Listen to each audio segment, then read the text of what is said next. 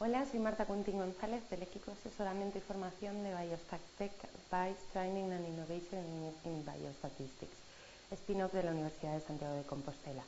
En esta píldora vamos a tratar el tema que hace mención al tamaño muestral cuando nuestro objetivo de estudio es el contraste de hipótesis.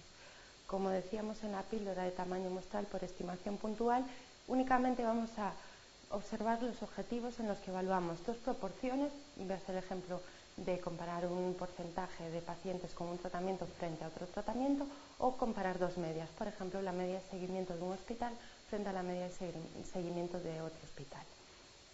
Para ello vamos a utilizar el software estadístico GPower. Este software estadístico tiene este entorno, un entorno bastante amigable, donde únicamente le tenemos que determinar en qué distribuciones nos vamos a basar, cuáles son nuestros objetivos y si queremos calcular el tamaño muestral o, por ejemplo, los errores. ¿Qué vamos a tratar entonces? ¿Qué contenidos vamos a resolver? Pues cómo plantearlo primero, este contraste de hipótesis, qué errores cometemos cuando lo realizamos, ya que es muy importante en estadística y en el tamaño muestral tiene mucha influencia, cómo puede ser la naturaleza de nuestras muestras y cuáles son las comparaciones más comunes. Todo ello lo acompañaremos con su resolución en GPower.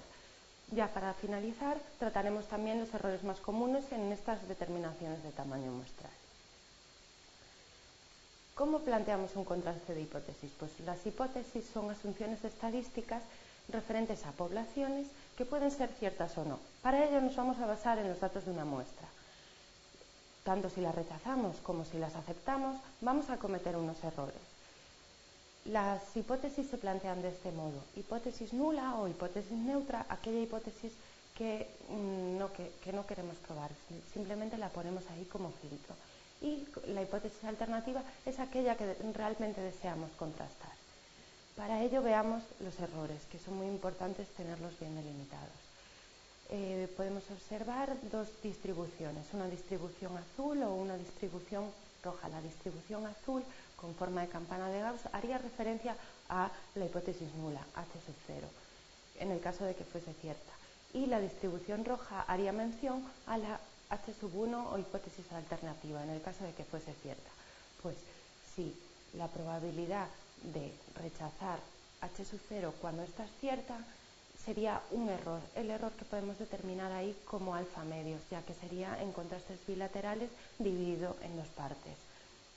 Este error de tipo 1 se estandariza en un valor del 5%, pero se pueden utilizar diferentes del 1% o el que a nosotros nos interese. El otro error que cometemos cuando realizamos contraste de hipótesis es si estamos bajo la distribución roja, es decir, la hipótesis alternativa es cierta y sin embargo lo clasificamos en la hipótesis nula diciendo que son iguales, por ejemplo dos medias, pues cometeríamos un error de tipo 2 o beta. Por lo tanto, también son muy importantes en las fiabilidades o la validación de nuestro contraste sus complementarios. Ya puede ser el nivel de confianza, que es la probabilidad de no rechazar H sub 0 cuando esta es cierta, o la potencia estadística, que podemos ver muchas veces mencionada, que es la capacidad de rechazar la hipótesis nula cuando realmente es falsa. Esto nos va a decir la validez de nuestra prueba.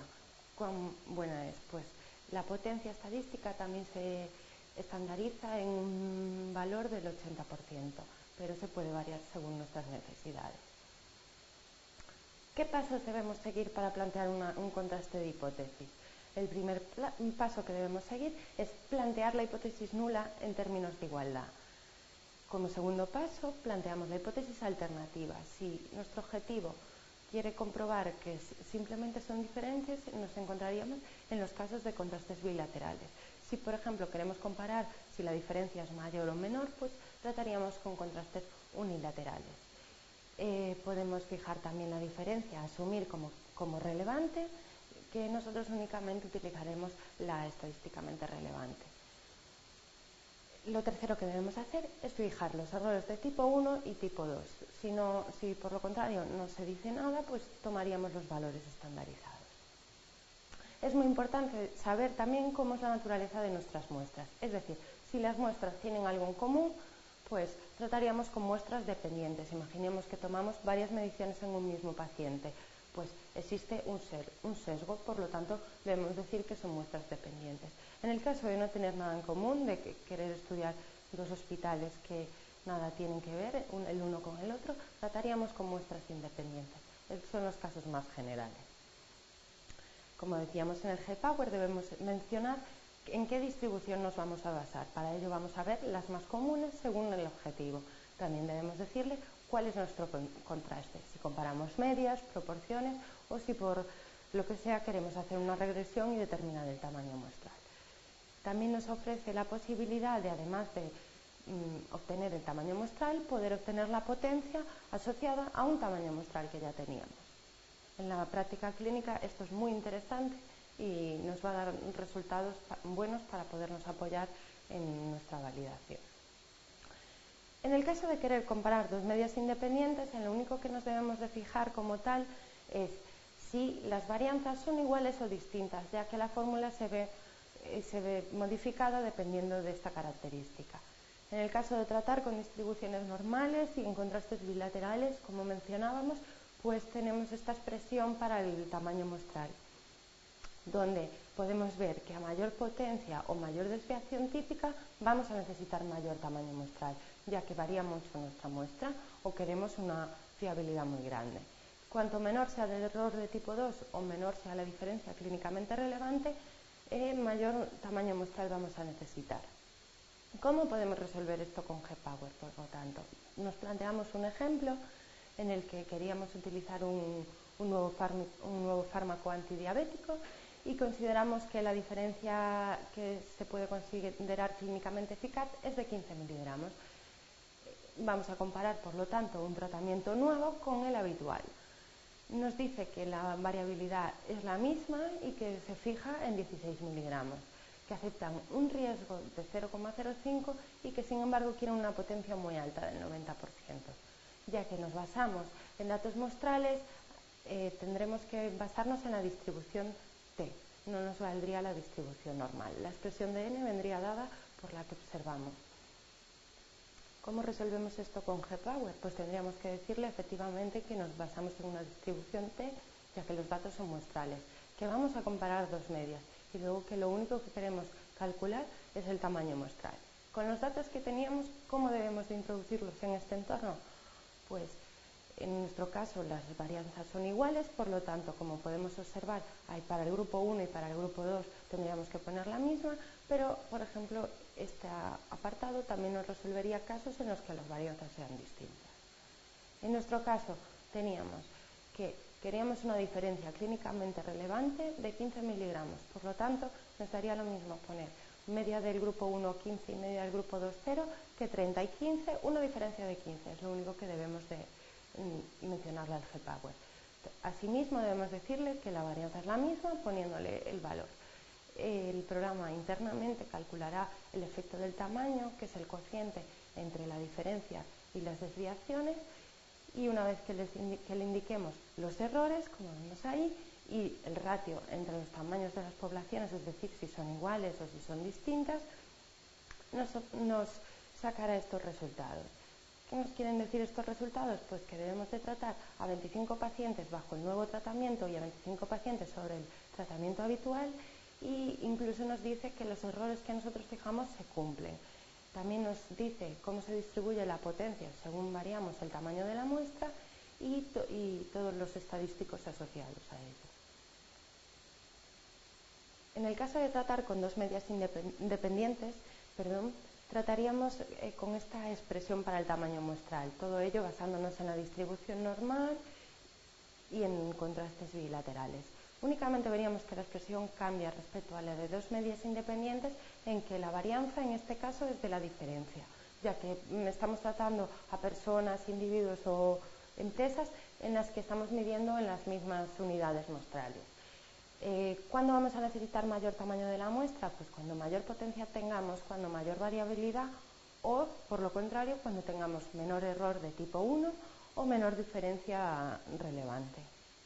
¿Cómo podríamos resolver esto con G-Power? Pues para ello deberíamos decirle que nos basamos en la familia de la T, en el caso de ser datos de la muestra, que es lo más común, y decirle pues, que son muestras emparejadas. Y si quisiésemos comparar dos proporciones, ¿cómo se vería, qué parámetros influirían en el tamaño muestral? ¿Cómo se vería influenciado por ellos? Pues en este caso simplemente necesitamos calcular la media de las dos proporciones, que es lo único que no tenemos, y establecer una diferencia admitida que por defecto será la diferencia de proporciones. Podemos decirle una diferencia clínicamente relevante. Igual que en los casos anteriores, cuanto mayor porcentaje o mayor potencia, mayor tamaño muestral. Para ello nos planteamos un ejemplo que queremos resolver también mediante G-Power. Deseamos evaluar ahora un tratamiento B frente a un tratamiento A para aliviar un dolor. Se sabe por estudios previos que la eficacia del fármaco habitual está alrededor del 70% y se considera clínicamente relevante si el nuevo fármaco alivia el dolor en un 90%. Para ello se fijaron unos errores del 5% y una potencia estadística del 80%. La fórmula la podemos ver en la expresión que tenemos aquí, así como las hipótesis. ¿Cómo resolveríamos esto con G-Power? Pues tendríamos que decirle que nos basamos en teoría de la normal, queremos comparar dos proporciones independientes y queremos calcular el tamaño muestral. Para ello deberíamos decirle pues, que la proporción del tratamiento habitual cura el dolor en un 70%, el nuevo que queremos estudiar en un 90%, el error tipo 1 sería un 5%, la potencia un 80% y que las poblaciones son iguales, por eso el ratio equivale al valor 1. Los resultados que obtendríamos, por lo tanto, serían los siguientes. Obtendríamos el valor de la T que discrimina la potencia del 90% y el error de tipo 1 del 5% en el caso bilateral dividido en dos partes y tendríamos que tratar a este número de pacientes bajo el tratamiento A y bajo el tratamiento B. Por eso obtenemos los valores.